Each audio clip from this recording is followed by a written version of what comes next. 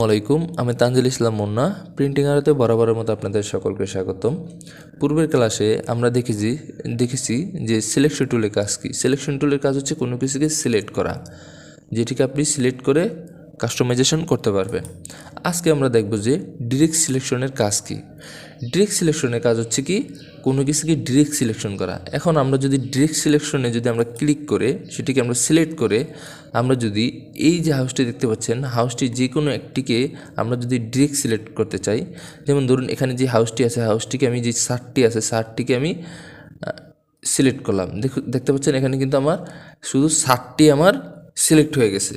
কেন সিলেক্ট হয়েছে? যে আমার ছাদ এবং যে হাউসটি আছে সেটি কিন্তু আলাদা আলাদা, ঠিক আছে, দুটি কিন্তু আলাদা আলাদা। তাই কিন্তু আমার কি শুধু শার্টটিকে আমি সিলেক্ট করলাম, তাই সেটি আমার শার্টটি সিলেক্ট হয়ে গেল। আর এখানে যদি আমি সিলেকশন টুল দিয়ে যদি আমি এটাকে সিলেক্ট করতাম, তাহলে কিন্তু আমার কি দেখতে পাচ্ছেন এখানে আমার সবগুলা সিলেক্ট হয়ে গেছে।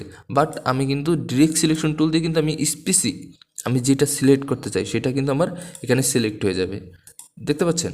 তো আমি যদি এখান থেকে যে আমার যে দরজাটা আছে, দরজাটাকে যদি আমি শুধু স্পেসিফিকভাবে সিলেক্ট করতে চাই, তখন কিন্তু আমি এটিকে সিলেক্ট করতে পারবো, ঠিক আছে। এটি হচ্ছে ডিরেক্ট সিলেকশনের টুল।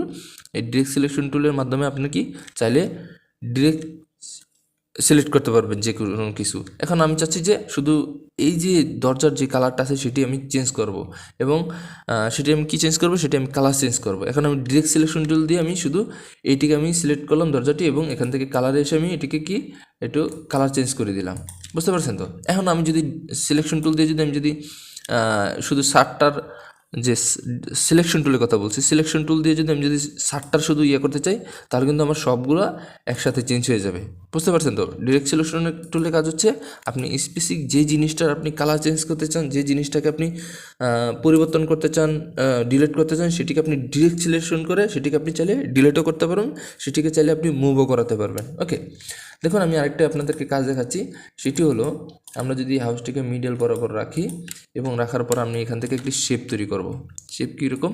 আমি এখান থেকে একটি রেক্টেঙ্গুলার শেপ দিয়ে আমি এই হাউসটি বরাবর একটি রাস্তা তৈরি করব, ঠিক আছে। বাড়িতে প্রবেশ করার জন্য যে রাস্তাটি হয়, আমরা অনেক সময় রাস্তা তৈরি করি।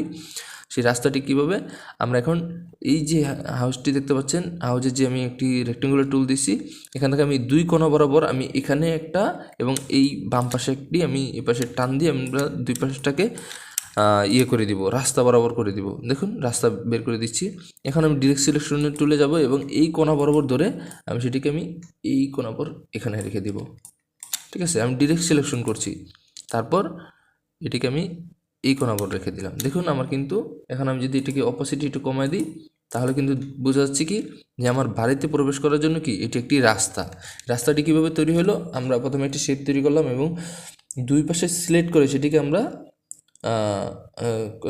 আপনি কী করলাম, সেটিকে আমরা ডিরেক্ট পরিবর্তন করে দিলাম, মানে ডিরেক্ট সেটিকে আমি টান দিলাম। তাতে কি আমার কি ডিরেক্ট সিলেকশনের কাজ হয়ে গেল।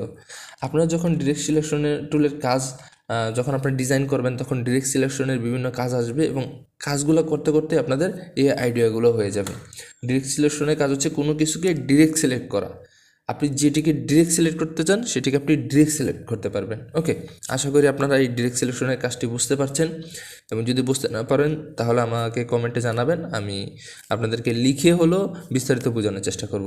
তো ভিডিওটা আজকে এই পর্যন্তই। সবাই সুস্থ থাকবেন, ভালো থাকবেন। আসসালামু আলাইকুম।